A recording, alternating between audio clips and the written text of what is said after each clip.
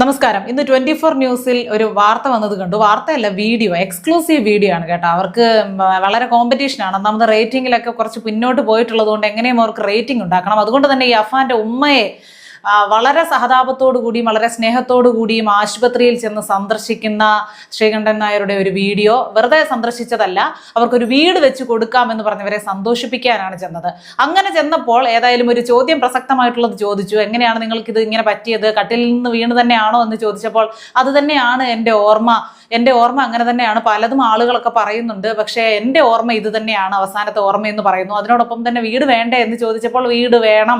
അതിനോടൊപ്പം തന്നെ എൻ്റെ മോനെ എങ്ങനെങ്കിലും ഇറക്കി തരണേ സാറേ, അവനെ ഇറക്കി തരണേ, എൻ്റെ ഇളയ മോനോ പോയി, ഇനി അവനിലാണ് എൻ്റെ പ്രതീക്ഷ. ഒരു മാതാവിന് എങ്ങനെ ഇങ്ങനെ പറയാൻ സാധിക്കുന്നു? ശരിയാണ്, പെറ്റമ്മ തന്നെയാണ്. മകന്റെ ഈ ദുര്യോഗത്തിൽ അല്ലെങ്കിൽ മകന്റെ ഈ തലതിരിവിൽ ഒരു ദുഃഖമൊക്കെ തോന്നാം, അതൊക്കെ സ്വാഭാവികം. പക്ഷെ ഇളയ മോൻ 8ാം ക്ലാസ്സിൽ പഠിക്കുന്ന സമയത്തെ മരണപ്പെട്ടു പോയത് അത് പെട്ടെന്നങ്ങ് മറന്നു, അതുമായിട്ട് പൊരുത്തപ്പെട്ടു. ഇത്രയും വലിയ തെമ്മാടിത്തരം കാണിച്ച അവനെ വീണ്ടും വേണം. അതേസമയം ഇവരുടെ ഭർത്താവ്, ആ മകന്റെ പിതാവ് പറയുകയാണ്, ഇന്ന് തന്നെ ഇതേ ചാനലുകാരോട് പറയുകയാണ്, എനിക്കവനെ കാണണ്ട, എനിക്കവനെ കാണണമെന്ന ആഗ്രഹമേ ഇല്ല. അതുകൊണ്ട് ഇങ്ങനെ ജനങ്ങളുടെ ശ്രദ്ധ പിടിച്ചു പറ്റാൻ വേണ്ടിയിട്ടും പബ്ലിസിറ്റിക്ക് വേണ്ടിയിട്ടുമാണ് ഇങ്ങനെ ചാനലുകാരൊക്കെ ഇവരെ ഇങ്ങനെ സ്പോൺസർ ചെയ്യാൻ, ഇവർക്ക് വീട് വെച്ച് കൊടുക്കാനും ഒക്കെ തുടങ്ങുന്നതെങ്കിൽ അതിന് അർഹതപ്പെട്ട ഒരുപാട് മനുഷ്യരുണ്ട്. ഒന്നും വേണ്ട, ആ വയനാട്ടിലോട്ട് ചെന്നാൽ മതി. ഒരുപാട് എല്ലാം നഷ്ടപ്പെട്ടിട്ടും ഇതുവരെ ലിസ്റ്റിൽ പോലും ഒരു പുനരധിവാസത്തിനായിട്ട് പേര് വരാത്ത, ഒരു വീടിനായിട്ട് ഒരു നിവൃത്തിയുമില്ലാതെ, ജീവിതമാർഗമില്ലാതെ അലഞ്ഞു തിരിയുന്ന ഒരുപാട് മനുഷ്യരുണ്ട്. അധ്വാനിച്ച് ജീവിക്കാൻ തയ്യാറുള്ള ഒരുപാട് മനുഷ്യരുണ്ട്, ആരെയും ദ്രോഹിക്കാത്തവർ. അങ്ങനെയുള്ളവർക്ക് വേണ്ടി നിങ്ങൾ എന്തെങ്കിലും ചെയ്യൂ. പിന്നെ ആ പിതാവിനെ സഹായിക്കേണ്ട എന്ന് ഒരിക്കലും പറയില്ല. വീണ്ടും ആവർത്തിക്കുന്നു, അദ്ദേഹത്തിന് ഒരുപാട് ലക്ഷങ്ങളുടെ കടം ഈ മകനും മാതാവും ചേർന്ന് വരുത്തി വെച്ചിട്ടുണ്ട്. അതിന് ആ കടങ്ങൾ വീട്ടാൻ, ഏതായാലും അവരെ കൊടുത്ത് സഹായിച്ച ആളുകളല്ലേ, അവർക്ക് തിരികെ കൊടുക്കാതിരിക്കാൻ നിവൃത്തിയില്ല.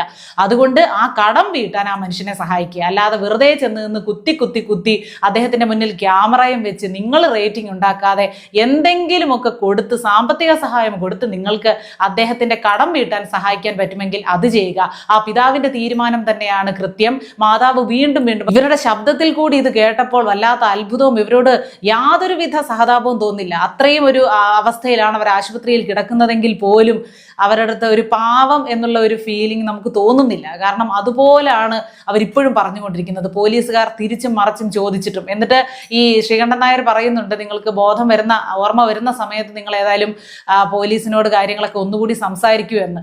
കുറ്റസമ്മതവും നടത്തി, തെളിവെടുപ്പും കഴിഞ്ഞു.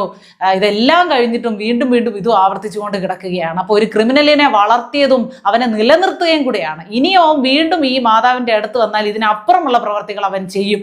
ആ തരത്തിൽ വളം വെച്ച് കൊടുക്കാൻ നല്ല കഴിവുള്ള ഒരു മാതാവാണ് ഇതെന്ന് അവര് സ്വയം നാട്ടുകാരുടെ മുന്നിൽ തെളിയിച്ചു തന്നിരിക്കുകയാണ്. അവർക്ക് വീടൊക്കെ വേണം. ഇനിയിപ്പോൾ മൂത്ത മകനേ ഉള്ളൂ അവരെ അവസാന കാലത്ത് സംരക്ഷിക്കാൻ. ഇളയ മകൻ പോയത് പോയി, അതുകൊണ്ട് അവനെ എനിക്കിങ്ങ് തിരിച്ചു തരണമെന്ന് അപേക്ഷിക്കുകയാണ്. ഇത്രയും പേരെ തലയ്ക്ക് ചുറ്റിയൊക്കെ അടിച്ചൊരു നിലവിളിക്ക് പോലുമുള്ള ചാൻസ് കൊടുക്കാതെ തീർത്തവനെ അവർക്ക് ഇനിയും തിരികെ വേണമെന്നാണ് അവർ അപേക്ഷിക്കുന്നത്. അല്ലാതെ എനിക്ക് പറ്റിപ്പോയ സംഭവത്തിൽ, ഈ നഷ്ടപ്പെട്ടു പോയ ജീവനുകളുടെ കാര്യം പറഞ്ഞപ്പോൾ എനിക്കതിൽ ദുഃഖമുണ്ട്, ഒന്നും അറിയാത്ത നിരപരാധികളൊക്കെ അവർ മരണപ്പെട്ടു പോയില്ല. ഈ മരണപ്പെട്ടു പോയവരെ കുറിച്ച് ഒരു വാക്ക് ഇവർ സംസാരിച്ചിട്ടില്ല, ഒരിറ്റ് കണ്ണീര് ഇവർ പൊഴിച്ചിട്ടില്ല.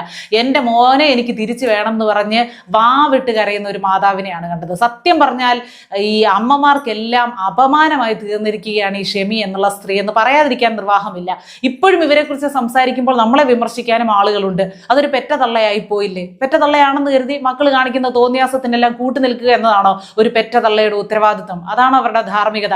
അതാണോ അവർ ചെയ്യേണ്ടത്? പ്രസവിച്ചു പോയെന്ന് കരുതി മക്കൾക്ക് ഏത് വിധേനയും ജീവിക്കാനുള്ള സൗകര്യം ഉണ്ടാക്കി കൊടുക്കാൻ പറ്റുമോ? ഒരു മാതാവ് അങ്ങനെ ചെയ്യാമോ? എപ്പോഴെങ്കിലും ഒരു സമയത്ത് അവർ സ്വന്തം ഭർത്താവിനോടെങ്കിലും തുറന്നു പറയേണ്ടതല്ലേ? ആശുപത്രിവാസത്തിന്റെ ആനുകൂല്യത്തിൽ പിന്നെ ലോകം മുഴുവൻ, മലയാളികൾ മുഴുവൻ ശ്രദ്ധിച്ച ഒരു കേസ് എന്ന നിലയിൽ മാധ്യമങ്ങളും അല്ലെങ്കിൽ മുതലാളിമാരും കാശുള്ളവരും ഒക്കെ ഇവർക്ക് വീട് ഓഫർ ചെയ്യാം, അല്ലെങ്കിൽ ചികിത്സ ഓഫർ ചെയ്യാം എന്ന് പറഞ്ഞ് ചെന്ന് അടുക്കുമ്പോൾ, ക്യാമറയുമായിട്ട് ചെല്ലുമ്പോൾ നിങ്ങൾ ചെയ്യുന്നതിന്റെ യുക്തി എന്താണെന്ന് ഒരിക്കൽ കൂടി ചിന്തിക്കുക. ആ പിതാവിനെ ഏതെങ്കിലും രീതിയിൽ സഹായിക്കുക. ഒരിക്കലും തന്റെ മകനോടുള്ള അമിതമായ സ്നേഹം, തന്റെ നിഷ്കളങ്കനായ മകൻ, ഒരു പെറ്റതള്ളയുടെ മനസ്സ് എന്നൊക്കെ പറഞ്ഞ് ഇവർ മുതലെടുക്കുന്ന ഈ ഒരു കപടമായിട്ടുള്ള ഈ ഒരു പ്രഹസനത്തെ ആരും പ്രോത്സാഹിപ്പിക്കാതിരിക്കുക.